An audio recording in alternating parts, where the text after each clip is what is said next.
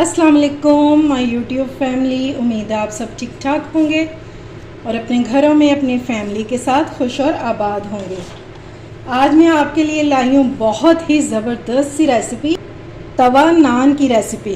घर में बनाएंगे और वो भी घर के तवे पर। ये देखें कितने सॉफ्ट हैं, देखें, और इंशाल्लाह खाने में भी बहुत टेस्टी आपको लगेंगे।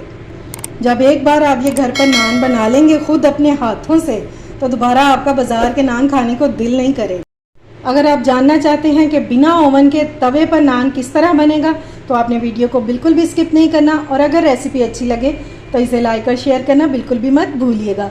तो चलिए बिस्मिल्लाह करते हैं और बनाना स्टार्ट करते हैं। अच्छा जी, तो सबसे पहले हम ले लेंगे एक कटोरी में हाफ कप दूध। ये नीम गर्म दूध है, फ्रिज का रखा हुआ ठंडा दूध आपने नहीं लेना।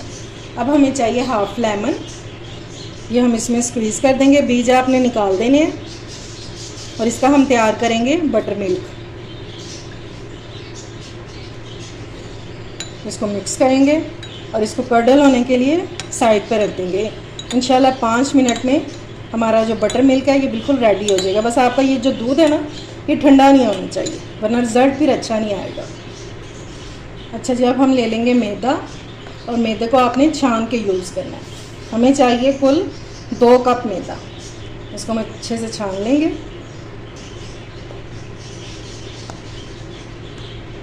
ये हो गया दूसरा कप, और इसको भी हम छान लेंगे। अच्छा जी, अब हम इसमें बाकी की चीज़ें शामिल करेंगे। 1 टीस्पून चीनी डाल रही हूँ मैं। आप चाहें तो इसकी जगह पिसी हुई चीनी भी डाल सकते हैं। नमक डालेंगे half tea spoon. Baking soda इसमें जाएगा हाफ़ टी स्पून। 1 टीस्पून हम इसमें डालेंगे बेकिंग पाउडर। चीज़ों की क्वांटिटी बहुत मैटर करती है, इसलिए आपने बहुत ध्यान से देखना है, क्योंकि फिर ही आपके नान जो हैं ये बहुत कमाल के बनेंगे। अब अगली चीज़ इसमें डालेंगे घी या ऑयल 2 टेबलस्पून। सारी चीज़ें एक ही साथ डाल देंगे।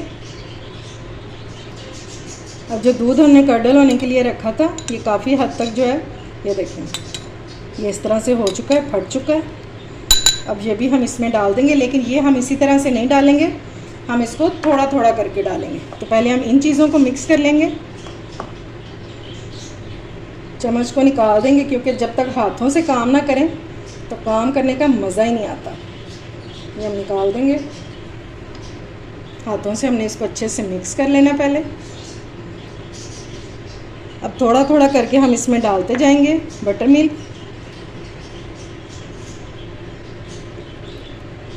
और इसको मिक्स करते जाएंगे।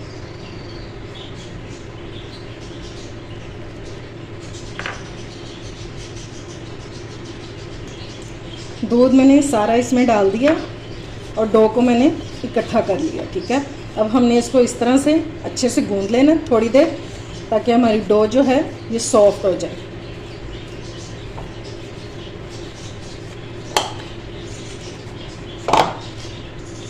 ये लीजिए, हमारी डो जो है ये रेडी हो गई है। इसको मैंने 10 मिनट तक गूंद लिया, और ये देखें, ना ज़्यादा सख्त है और ना ही ज़्यादा सॉफ्ट है, इस तरह की होनी चाहिए, ठीक है। अब इसको कवर करके 10 मिनट के लिए रख देंगे। उसके बाद अपनी रोटियां बनाना शुरू करते हैं, लेकिन 10 मिनट से ज़्यादा आपने इसको नहीं रखना। और एक बात और कि आपने इसको काउंटर पे ही छोड़ देना, फ्रिज में बिल्कुल भी नहीं रखना।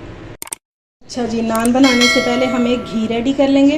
ये मैंने ले लिया 3 टेबलस्पून, ठीक है। आप इसकी जगह मेल्टेड बटर भी ले सकते हैं।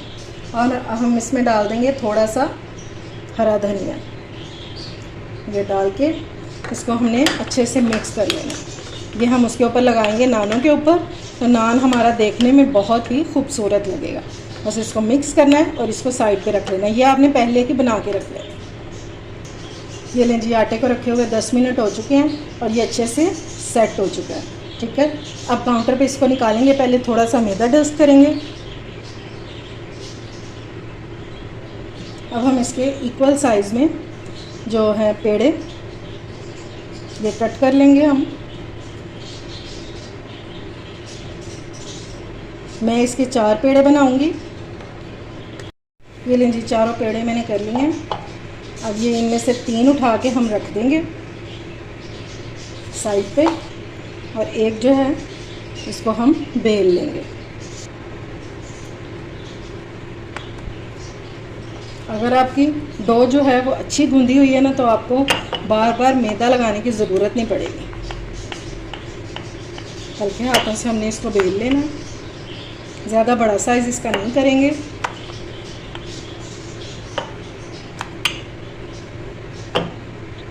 ये लें जी, मैंने इसको बेल लिया। तवे को मैंने गर्म होने के लिए रख दिया था, तो चलिए इसको लेके चलते हैं तवे के पास।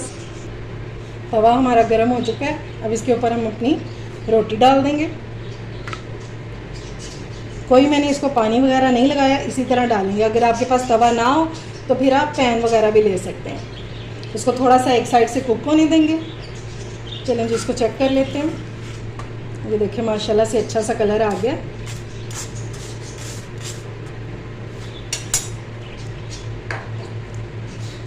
अब हमने क्या करना है, कोई भी आप फ्लैट सा चम्मच ले लें और इस तरह से हमने इसको हिलाते जाना है, या आप रुमाल से भी कर सकते हैं। इसको आपने इस तरह से हिलाते जाना है ताकि सारी साइड्स पे इक्वल कलर आ जाए। अब इसकी साइड चेंज करेंगे। जब कलर आ जाए तो फिर हम इसके ऊपर डाल देंगे ये जिसमें हमने धनिया मिक्स किया था, वो घी लगा देंगे। बिल्कुल लास्ट में हमने डाला। 1 से 2 बार इसको टर्न करेंगे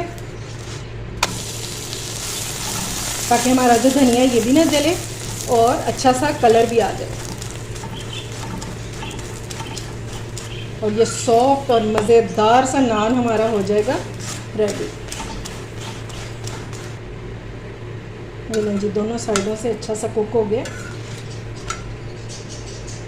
इसी तरह से सारे नान जो हम अपने रेडी कर लेंगे। ये देखें जी, माशाल्लाह से हमारे नान हो चुके हैं रेडी, सॉफ्ट। ये देखें ये कितने सॉफ्ट बनकर तैयार हुए हैं और बिल्कुल नरम से। ये देखें, इंशाल्लाह एक बार बनाएंगे तो बार बार बनाएंगे। उम्मीद है आपको आज की रेसिपी पसंद आई होगी। अगर अच्छी लगे तो फ्रेंड्स एंड फैमिली में शेयर किया करें और मेरे चैनल को सब्सक्राइब भी किया करें। अपना और अपने प्यारों का ख्याल रखें, मुझे दुआओं में याद रखें। अल्लाह हाफिज़।